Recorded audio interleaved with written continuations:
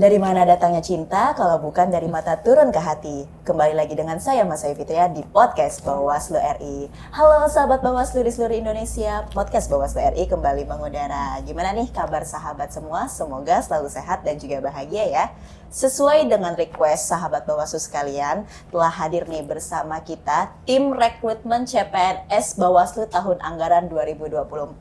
Nah tentunya episode podcast kali ini akan menjawab keresahan gitu ya, keresahan, kegundahan, pokoknya segala macam pertanyaan sahabat Bawaslu terkait rekrutmen CPNS ini. Langsung saja telah hadir bersama kita ada Kak Febri dan juga Kak Ilham. Selamat pagi kakak-kakak Selamat pagi, semua. Kak Mas Ayu, sahabat Bawaslu semuanya. Oke. seluruh Nah, Indonesia. sebelum kita ngobrol lebih panjang, lebih jauh tentunya tak kenal maka tak sayang. Untuk itu boleh dong kita sapa-sapa dulu nih sahabat Bawaslu yang di rumah. Perkenalan dulu kakak di Bawaslu RI, formasinya apa, jabatannya dan penempatannya di mana. Boleh disampaikan ke rekan-rekan. Mungkin yang senior dulu. Oke. Perkenalkan sahabat Bawaslu, nama saya Febri, jabatan saya analis SDM aparatur. Tempat kerjanya di Biro SDM dan Umum. Jadi udah di SDM kira-kira dari tahun 2016. Saya masuk di Bawaslu itu TMT CPNS-nya 2015. Harus TMT, SPMT juga. SPMT-nya. Luar biasa Kak Febri. Selanjutnya ada Kak Ilham. Boleh Kak Ilham kenalan dulu? Assalamualaikum warahmatullahi wabarakatuh. Nama saya Muhammad Ilham Fahreza, jabatan analis SDM aparatur. Bekerja dan penempatannya di Biro SDM dan Umum sama seperti Kak Febri. Saya masuk di Bawaslu tahun 2021. Jadi kira-kira hampir 4 tahun. Nah kalau saya Kalau masuk di Bawaslu angkatan 4 ya PNS ya. angkatan 4. Kalau Kak Febri angkatan? Aku angkatan 2. Luar biasa. Nah kalau saya angkatan 5 tapi nggak ada yang nanya juga. Kayak yang akan dibuka nih angkatan 6 Angkatan ya. 6 ya. Nah siapa nih kira-kira sahabat Bawaslu yang akan? Jadi angkatan 6. Betul, luar biasa sekali. Nah berbicara soal rekrutmen CPNS Bawaslu, aku penasaran dong Kak Febri dan juga Kak Ilham. Kali ini Bawaslu membuka berapa formasi sih di rekrutmen CPNS? Di tahun pengadaan 2024 ini merupakan pengadaan terbanyak sepanjang sejarah. Jadi di tahun ini kita membuka 1.984 formasi CPNS. Dengan rincian gimana Kak? Rinciannya ada 23 jabatan. Jadi kalau kalau sahabat Bawaslu mau tahu kalau jabatan itu adalah berbeda dengan penempatan. Kalau jabatan itu kalau ada analis, pranata, itu adalah jabatan yang akan teman-teman lamar dan itu akan jadi jabatan yang teman-teman ampuh. Kayak waktu itu saya mendaftar sebagai analis SDM aparatur, itulah jabatan saya. Nah, untuk pengadaan tahun ini ada 23 jabatan. Jadi dari 1.984 itu terdiri dari 23 jabatan fungsional semua. Jadi nanti mungkin teman-teman juga bingung nih, ada jabatan pelaksana, ada jabatan fungsional. Nah itu bisa dibaca-baca lebih lanjut Nanti aja. di topik berikutnya lah Topik ya. berikutnya apa sih bedanya fungsional dan pelaksana itu? Jadi 1984 formasi ini tuh tersebar di Di seluruh baik di pusat, di sekretariat Bawaslu provinsi maupun di sekretariat Bawaslu kabupaten kota. Oke. Nah, aku penasaran juga nih Kak Febri dan juga Kak Ilham, apa sih yang membedakan rekrutmen CPNS Bawaslu kali ini dengan rekrutmen sebelumnya kayak misalnya waktu angkatan Kak Febri, angkatan Kak Ilham yang membedakan? Menurutku ya ada 3 mungkin ya yang aku baca sebagai perbedaan. Tadi pertama udah disinggung, tahun ini merupakan pengadaan terbanyak ya. Jadi kalau sebelum-sebelumnya tuh bahkan nggak sampai 1.000 ya. Jadi 300 sampai 400. Nah di tahun ini itu terbanyak, itu yang pertama. Yang kedua, untuk penempatan, nah ini yang banyak banget ditanya sama sahabat Bawaslu ya untuk perankingan. Jadi untuk pengadaan yang sekarang, penempatannya berdasarkan lokasi formasi. Sementara sebelumnya perankingannya itu berdasarkan nasional.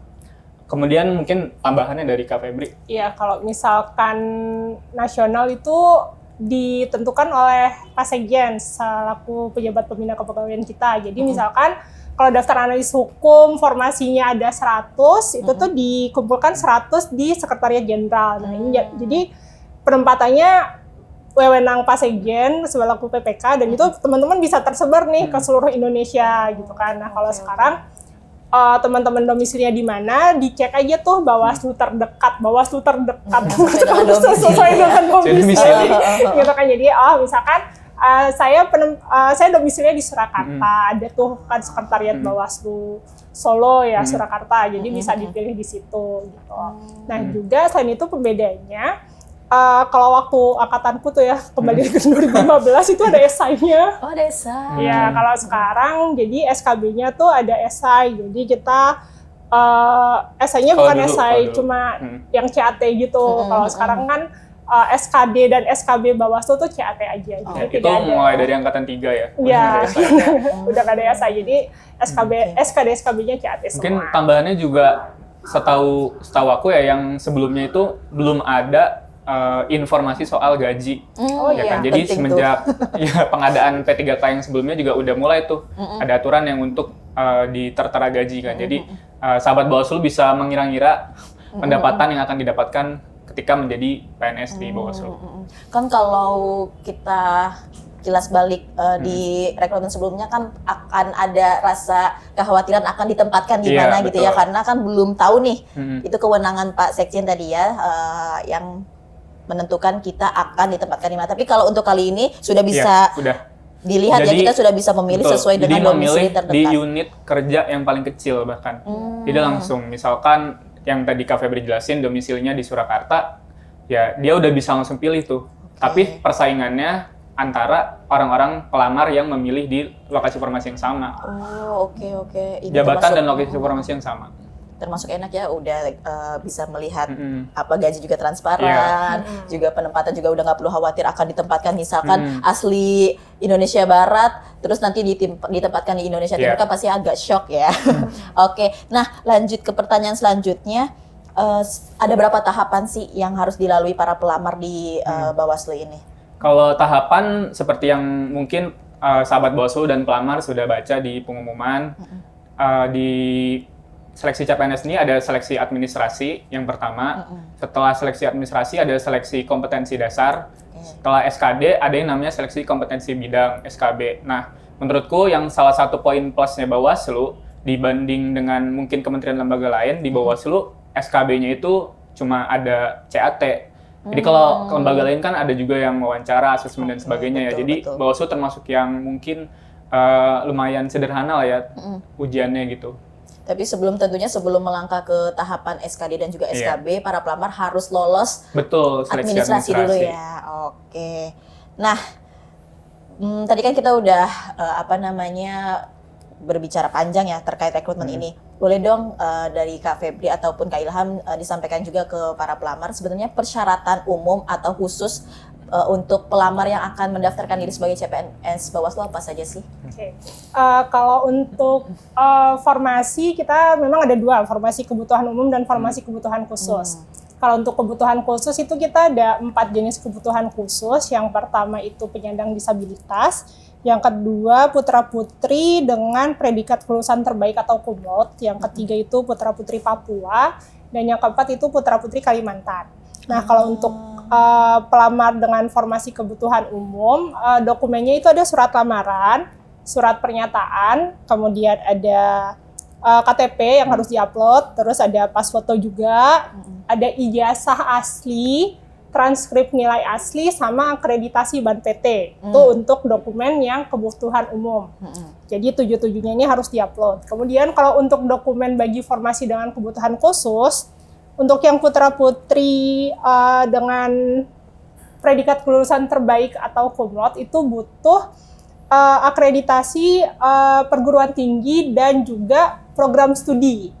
Nah, itu harus A atau unggul. Kalau yang kebutuhan umum tadi bisa menyertakan akreditasi perguruan tinggi atau program studi aja. Jadi bisa milih salah satu asalkan terakreditasi. Tapi kalau untuk yang kebutuhan khusus itu harus dua-duanya A atau unggul. Jadi sudah harus disertakan perguruan tinggi dan program studinya.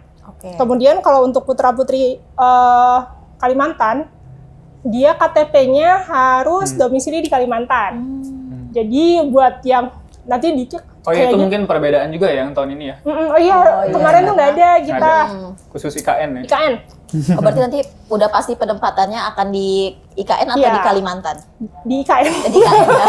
Bersiap nih yang melamar formasi putra-putri Kalimantan akan penempatan di IKN ya? Iya, betul. Jadi, tapi kan khusus orang-orang Kalimantan aja. Jadi kalau misalkan tiba-tiba dia kayaknya putra-putri Kalimantan belum banyak nih yang daftar. Ya daftarlah dengan KTP Cilegon gitu kan, itu nggak bisa, itu TMS. Itu TMS. Nah, terus kalau untuk penyandang disabilitas ada 2 dokumen khusus yang harus disertakan, yaitu surat keterangan. Nah, surat keterangannya dari rumah sakit pemerintah atau puskesmas yang harus menerangkan derajat disabilitas. Jadi di surat keterangannya itu wajib disertakan derajat disabilitasnya apa, dan juga ada video. Nah, videonya ini harus hati-hati, dipastikan bisa dibuka. Takutnya kalau dari kemarin yang kita verif tahun sebelumnya itu tuh ada yang di private Google Drive-nya. Jadi kan kita nggak mungkin minta akses gitu kan. Passwordnya apa nih, minta akses tuh, minta akses kan nggak mungkin rawan gitu kan. akan TMS jatuhnya ya, Iya. karena diakses tadi itu. Jadi harus diperhatikan lagi, dan juga isi videonya itu sendiri harus sesuai dengan tugas jabatan. Setidaknya tampilkan video teman-teman sedang mengerjakan tugas seperti mengetik, sedang mengerjakan berhubungan dengan komputer gitu. Oh, saya baru tahu juga kalau jalur disabilitas ternyata menyertai Iya. video juga ya Iya. sebagai Karena sebagai bukti ini ya, kesanggupan untuk melakukan pekerjaan yang dilamar. Betul. gitu. Betul. Sama apalagi sih udah putra-putri Yang Papua. putra-putri Papua. Oh ya, putra-putri Papua itu butuh surat keterangan dari kepala suku dan juga akta kelahiran. Gitu. Jadi yang menunjukkan salah satu garis keturunan-nya tuh merupakan orang Papua asli. Kalau tadi yang putra-putri Kalimantan kan sudah pasti nanti penempatannya akan di KN. Kalau putra-putri Papua ini akan penempatan di Papua juga atau dia bisa disebar tergantung? Kalau untuk yang sebarannya sih memang ada yang di Papua, tetapi juga ada yang di Sekretariat Jenderal. Jadi kami juga merasa butuh untuk mengalokasikan formasi untuk OAP ada di Sekretariat Jenderal. Oke, luar biasa. Cukup jelas ya sahabat Bawaslu, jangan sampai salah-salah lagi nih nanti dalam mensubmit. Nah, boleh dong Kak di-spill per hari ini sudah ada berapa yang mendaftar, sudah ada berapa yang mensubmit supaya jadi ancang-ancang juga nih buat sahabat Bawaslu. Ini butuh cek data nih ya. Butuh contekan dulu ya. Butuh contekan. Biar kalau untuk per hari ini tanggal berapa ini? berapa nih? Sekarang tanggal 4 Oke, September 4 September. Sebentar ya. atau per Oke. Jumlah pendaftarnya sudah 15.099. Nah, jumlah submitnya 5.970. Oh, masih ada 10.000 Iya. sekian yang belum Masih submit berarti ya. 15.000 ya? Masih 10.000-an. 10.000-an Hampir yang belum 10.000-an submit. yang Iya, belum dan submit. kalau melihat kecenderungan pengadaan-pengadaan sebelumnya memang biasanya di hari terakhir membludak. Jadi yang 10.000 ini bisa jadi bahkan Last minute, nambah lagi ya? gitu. Di last minute baru oke. akan submit semua. Agak khawatir juga karena biasanya last minute ini kan banyak yang submit Iya, akan bermasalah juga gangguan. ya, websernya down lah atau segala macam. Nah, jadi sahabat Bawaslu mumpung masih ada waktu sampai tanggal 6 September betul Betul. ya pendaftaran, jadi yang kiranya memang sudah yakin, sudah lengkap persyaratannya bisa langsung submit. Masih ada 10.000 sekian ya tadi ya yang belum submit. Nah, ini penting banget nih Kak Febri dan juga Kak Ilham. Belajar dari pengalaman sebelumnya saat verifikator gitu ya. Biasanya kesalahan apa sih yang banyak dilakukan oleh para pelamar kita di Bawaslu? Mungkin aku dulu ya, nanti ditambah Kak Febri. Kalau yang kami temukan dari seleksi-seleksi tahun-tahun sebelumnya, mungkin salah satu contoh, misalkan surat lamaran ya, atau surat pernyataan. Jadi kami di setiap pengadaan itu sebetulnya sudah memberikan dokumen file Word yang tidak perlu diotak-atik, tidak perlu diedit gitu. Tapi kadang-kadang ada juga pelamar yang mengotak-atik isi dari surat lamaran dan surat pernyataan ini. Nah, yang akan jadi pertimbangan kami pasti jika ada poin-poin yang menghilangkan substansinya. Contoh, misalkan kami pernah menemukan di surat pernyataan itu kan ada poin bersedia ditempatkan di seluruh wilayah NKRI. Ternyata ada yang menghapus poin itu. Nah, karena kami sudah rutin lah buat nge-verif, jadi kita kan pasti baca semuanya, baca semua detail gitu. Jadi kita pasti tahu gitu. Nah, Dan ada itu- juga poin-poin lain yang misalkan dihilangkan dari surat lamaran gitu. Nah, itu termasuk TMS sih. Berarti harus hati-hati sekali nih Iya. sahabat Bawaslu, jangan sampai sudah gugur duluan ya Betul. di proses verifikasi administrasi. Jadi Iya. belum melakukan SKD, SKB tapi sudah gugur di administrasi, rasanya sakit banget. Iya. Apalagi kalau udah ikut bimbel ya. Oh iya, udah ikut bimbel, try out segala macam. Bayarnya Nah, di depan lagi kan. Iya. ada lagi nggak kira-kira yang kesalahan lain yang biasa sering ditemui saat verifikasi? Kesalahan lain sih kalau untuk di pengumuman tadi kan Ilham berbicara tentang surat lamaran dan surat pernyataan, mungkin ini lebih ke ijazah dan transkrip ya. Ijazah dan transkrip itu yang kita minta adalah asli. Jadi untuk fotokopi legalisasi itu tidak kami terima karena meskipun memang, dia cap basah gitu ya, Iya. stempel basah kampus atau karena ini tetap dari nggak diterima BKN-nya ya? sendiri ya Iya, Kak ya. dia meminta untuk asli, jadi Asli. bukan fotokopi atau legalisasi. Nah, selain itu juga dalam pindaiannya dimohon untuk yang utuh, jangan sampai setengah-setengah kepotong, tanda tangannya ada yang hilang, atau misalkan transkrip, ITK gue adanya di halaman kedua nih, ya udah halaman kedua aja yang di-scan dan di-submit, itu jangan. Jadi ditampilkan secara utuh dan dipastikan bisa terbaca, itu kan bisa di-preview lagi tuh ketika kita ngupload bisa di-preview. Nah, itu teman-teman cek lagi. Udah bener nggak nih, kan kita melamar ke instansi ataupun melamar pekerjaan kan seharusnya dokumen yang proper gitu lah. Jadi yang utuh, lengkap, terbaca dengan jelas. Kalau tadi ijazah dan legalisir itu kan harus asli ya. Kalau akreditasi itu boleh printan, scanan atau harus asli dokumen asli? Kalau akreditasi diperbolehkan. Kalau misalkan ya. fotokopi. Yang penting secara substansi dia bisa membuktikan ketika tahun dia kelulusan tuh ada akreditasinya buat yang umum ya. Kalau yang buat yang khusus harus A ya Kak ya. Iya, kalau untuk yang putra-putri kemot. Sering juga nggak sih Kak Feby dan Kak Ilham menjumpai misalkan kan dia ada upload KTP nih antara alamat di KTP sama alamat domisili sekarang itu tuh kan kadang ada yang suka berbeda gitu ya. Itu mempengaruhi? Enggak sih, Enggak tidak mempengaruhi di TMS atau Iya, MS-nya. karena untuk itu bisa nanti di-update aja nanti. Ketika memang pelamarnya lolos bisa di-update. Oke, yang jelas kuncinya tadi ya ijazah, transkrip itu dia harus asli. Dan mungkin ya Kak, kan banyak juga tuh yang nanya, yang bintang, yang poin bintang tuh yang di kanan di atas tuh dihapus atau enggak gitu kan. Kalau itu juga jawaban dari kami nggak jadi pertimbangan ya buat TMS. Misalkan yang surat lamaran tuh kan ada 9 nih kalau nggak salah. 789 itu kan untuk yang kebutuhan khusus kan. Jadi kalau misalkan mau dibiarkan nggak apa-apa, mau dihapus pun nggak apa-apa. Asal poin substansi seperti bersedia ditempatkan. Benar. Jangan ada yang diotak-atik lah, karena badan dan data suratnya tuh harus. Dulu kita menemukan ya beberapa yang unik juga ya. Ada yang misalkan di e-materainya itu ternyata nutupin semua dokumennya. Oh gitu. Ya kan kalau kayak gitu kita nggak bisa ngebaca dokumennya kan. Mungkin itu memang udah otomatis TMS ya. Iya, dan juga sayang banget. Memang penggunaan e-materai ini baru berapa tahun ini kan. Mungkin sahabat bawaslu juga mungkin belum terbiasa gitu. Ini gimana sih? Ini taruhnya di mana gitu. Jadi semoga kesini-sininya ini udah lebih luas lah dalam penggunaan e-materai. Dipastikan aja jangan sampai nutupin badan surat dan juga ya kena sedikit ketandatangan masih kami terima lah, tapi dipinggirin ke kiri dikit aja e-materinya. Oke. Nah, Kak Feby dan Kak Ilham meskipun kemarin sudah live juga ya di medsos Bawaslu RI dan juga sudah menjawab pertanyaan-pertanyaan dari sahabat Bawaslu di medsos, boleh kita sampaikan kembali ya biar semakin paham dan semakin jelas juga nih bagi para pelamar. Contohnya kan masih ada yang menanyakan soal perankingan nih, Kak Feby dan juga Kak Ilham. Untuk mekanisme rekrutmen kali ini, apakah perankingan itu nasional atau per regional? Silakan Kak. Oke, jadi kalau perankingan, kalau tahun-tahun sebelumnya Ilham dan Mas Ayu ini dari perankingan nasional ya. Nah, kalau untuk yang sekarang kita perankingannya berdasarkan lokasi formasi.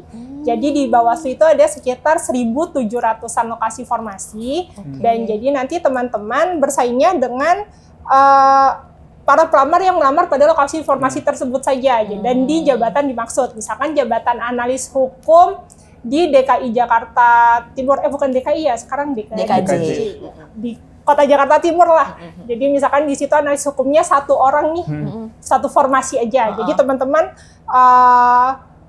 bersaingnya hanya dengan si satu pelamar itu aja. Berarti yang diambil hanya satu itu. Contoh misalkan yang daftar ada 60 di lokasi Jakarta Timur itu. Tapi yang diambil karena kebutuhannya hanya satu, berarti hanya satu itu saja. Satu yang peringkat yang lolos SKB-nya 3.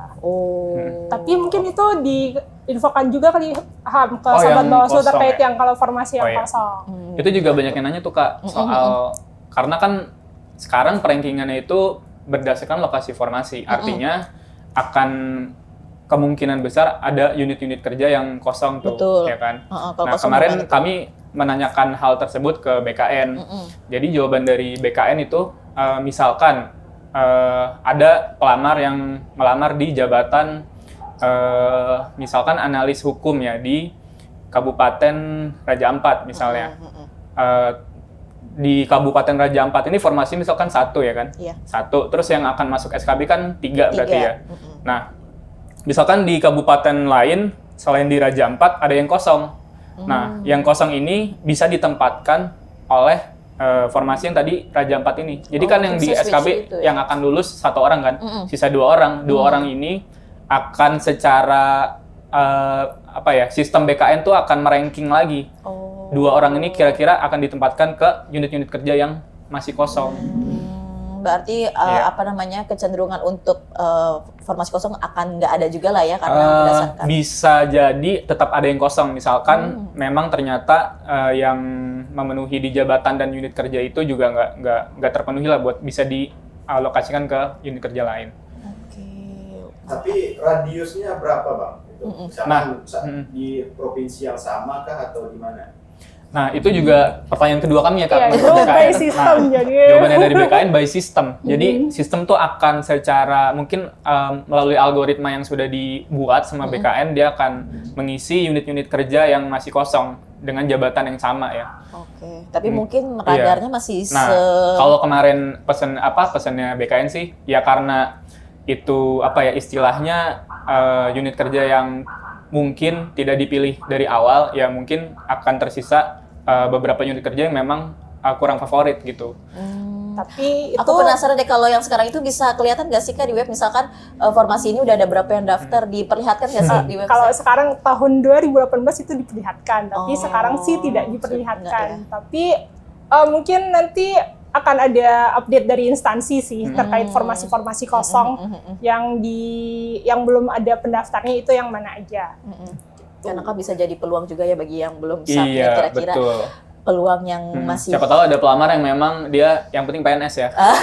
iya, Jadi dia penempatannya di tidak mana? memilih penempatan kan. Nah itu makanya di surat pernyataan kita nggak boleh menghapus bersedia Iya, ditempatkan di seluruh wilayah NKRI. Betul. Itu harus tetap ada. Oke. Nah, di medsos kan juga sahabat Bawaslu banyak juga yang menanyakan contoh misalkan sarjana dia ilmu hukum nih. Nah, kan formasi yang dibuka sarjana dia misalkan ilmu hukum Islam. Tapi formasi yang dibuka itu S1 ilmu hukum. Itu kampus kita ya Kak? Iya. Kampus mana sih? Apa itu diperbolehkan? Diperbolehkan. Masih memenuhi syarat. Termasuk misalkan ekonomi tapi Hukum keluarga misalnya. hukum boleh. keluarga, hukum Oke. Oh, berarti bisa ya? Bisa. Karena setauku waktu angkatanku itu nggak boleh deh kayaknya. Iya. Dia TMS kan ya Kak kalau nggak salah. Kami perlu mengecek kembali ya. Iya. Kalau yang tahun Pengumuman tahun ini 2020. boleh. Tahun ini boleh. Jadi makin besar ya peluang Betul, sahabat Bawaslu betul. untuk melamar di formasi Bawaslu. Nah, terkait tadi sempat disinggung juga Imatrai, kalau waktu angkatanku itu kan manual ya, di print, ditandatangani, dimatrai, baru di scan. Nah, kalau yang sekarang gimana sih Kak? Itu Kurang paham nanti juga. udah banyak banget list yang menjual ya tetap bahasanya ya, menyediakan imaterai. Semuanya kan tersediakan oleh Peruri. Jadi itu memang semuanya dari Peruri.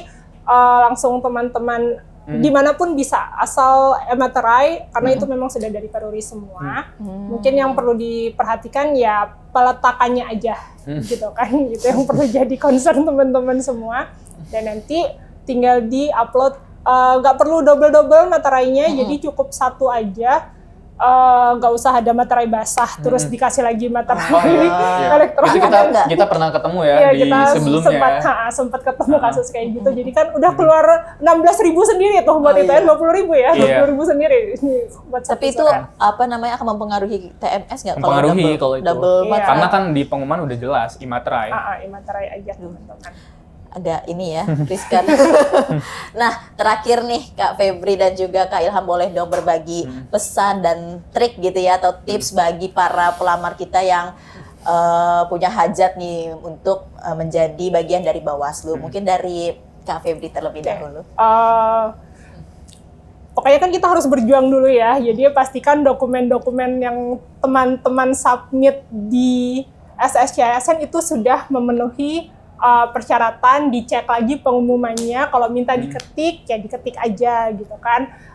Pindaiannya berwarna, utuh, IPK juga harus memenuhi syarat gitu kan, jangan lebih-lebihin terus ternyata pas kita cek transkripnya, ternyata nggak segini kok, tapi jadi... Kalau boleh tahu berapa standar minimal IPK? Kalau untuk yang umum dua. kecuali formasi Kumlot kumlot ya? 2,75. 2,75. Masih bisa aman. Masih. Berapa IPK-nya dulu? Oke, ada lagi yang mau disampaikan pesan dan tips? Kalau Ya, untuk, Tips pas generasi Kak Febri dong. aduh, kalau aku tuh masih pakai dokumen manual. Jadi belum lewat SSCSN untuk ngupload dokumennya. Jadi mungkin nggak relatable gitu ya dengan pengalaman yang sekarang, tapi pastikan aja untuk sahabat Bawaslu yang mau daftar sekarang, dokumennya di-preview lagi. Jangan sampai tidak terbaca. Takutnya sudah scan tapi resolusinya kecil, ketika di zoom terpecah itu kan bisa mempengaruhi status kelulusan teman-teman. Jadi yang penting di awalnya dulu aja dokumennya dibenarkan double check lah ya, ya bagi double para check lah. pelamar. Itu sih. Kalau untuk SKD dan SKB mungkin bisa ke Ilham Mungkin dan Kak Mas Febri Ayu. bisa merekomendasikan bimbel online. Online. Kalau dari Kak Ilham sendiri gimana nih pesan Kalau dan juga menurutku tips? mestinya belajar dari Kak Mas Ayu ya. Aduh, 3 kali ujian soalnya baru ada lolos. ketahuan dong ya. Jadi kalau menurutku kalau di seleksi administrasi ini yang pasti harus cermat ya, kayak yang dibilang tadi Kak Febri. Kalau bisa dicek ulang tuh, dibaca. Intinya menurutku kalau misalkan pelamar sahabat Bawaslu sudah baca semua poinnya secara cermat, udah pasti MS sih. Dan mungkin kalau misalkan ada rekan seperjuangan yang juga daftar, sambil sama-sama ngecek aja. Jadi pastikan sebelum submit dibuka dulu semua dokumennya tuh. Terbaca atau enggak, ada yang terbalik atau enggak, terus udah benar atau belum, kalau udah baru submit. Itu buat seleksi administrasi ya. Mungkin kalau buat SKD dan SKB yang pasti belajar ya. Karena misalkan apalagi sekarang kan medan pertarungannya itu lokasi formasi langsung di lokasi formasi kan, artinya kuotanya sedikit gitu. Misalkan yang dibutuhkan itu cuma 1 orang, artinya harus di 3 besar kan buat lolos SKB. Kalau misalkan pesaingnya ada 200 misalkan yang daftar di situ, berarti kita harus belajar lebih giat dan lebih efektif dibanding 199 orang lainnya. Betul, Ya kan? betul. Mungkin harus lebih rajin ikut. Dan mungkin menurutku kalau dulu yang aku lakuin sih polanya yang pasti baca terus ujian, terus diulang lagi, ujian lagi, diulang lagi, ujian lagi. Dan menurutku mungkin saran pribadi ya, bisa baca dari latihan soal dari memang yang tingkat kesulitannya tuh di atas dari ujian CPNS ya. Jadi ketika udah keluar ujian CPNS udah terlatih lah. Betul. Dan Mungkin apalagi masih ada sekarang juga tambahan ya. banyak platform yang Betul, menyediakan ini ya, benar. apa namanya, Iya. bimbel tadi, Bimbel. bimbel, tryout dan sebagainya untuk Iya. melatih kita juga sudah sejauh mana sih kemampuan kita ya dalam menjawab soal dengan keterbatasan waktu yang disediakan kan itu juga akan menjadi poin. Nah, tentunya kita berharap nih bagi tadi ada berapa 15.000 sekian ya yang mendaftar, salah satunya Yang bisa mendaftar 10.000, yang submit 5.000. Iya, Kan yang- 10.000 belum betul. submit. Tentunya kita berharap calon angkatan 26 nih bisa bergabung bersama kita, nanti ketemu Kak Ilham. Mas Ayu punya junior sekarang. Oh iya, jadi aku nggak agak angkatan bungsu ya. Nah, oke, mungkin menutup sesi podcast kali ini kita boleh tagline bersama gitu ya. Oke. Bersama rakyat awasi pemilu, bersama Bawaslu tegakkan keadilan pemilu. Oke, sekian episode podcast kali ini. Sampai berjumpa di episode podcast berikutnya. Dadah. Dadah. Dadah. Dadah.